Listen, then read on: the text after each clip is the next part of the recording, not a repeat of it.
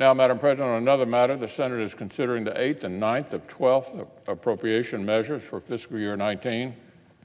They'll deliver on some of the most important promises we make to the American people.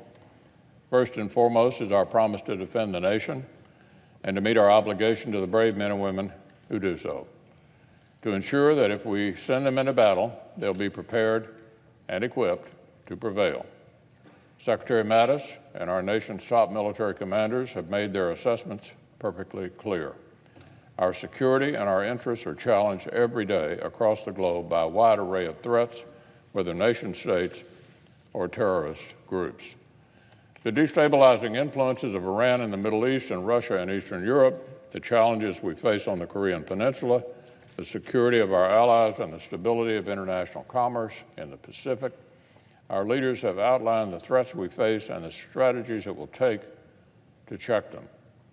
But they've also explained how the past decade's pattern of inconsistent and insufficient funding undermined readiness and borrowed from the future. But this Congress and this President are determined to right the ship. Earlier this year, we did away with the arbitrary spending caps that had cut our military readiness and modernization. We passed a defense bill that authorized the largest year-on-year increase in defense spending in 15 years. Now, this week, we have the opportunity to follow through by appropriating the necessary resources. The defense appropriations measure before us would support American military installations at home and abroad. My fellow Kentuckians and I are more than proud to host installations like Fort Campbell, Fort Knox, and the Bluegrass Army Depot. This legislation supports the most important work that goes on at those facilities and the communities that revolve around them. Each of my colleagues, I'm sure, could offer similar reports of the resources directed to military operations in their states. But whether they're serving at sea or training with the 101st Airborne Division in Kentucky, our nation's men and women in uniform will receive some well-deserved benefits from the legislation we're considering today.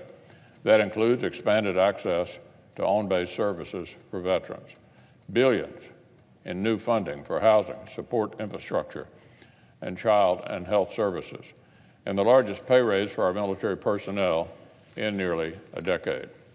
It's impossible to put a price on the sacrifices warfighters and their families make in service to our nation, but it is within our power to give them the support they deserve on behalf of a grateful nation, and that's precisely what this legislation will do.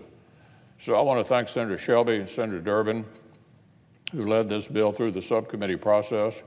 I urge my colleagues to join me in supporting this bipartisan measure when the time comes to pass it.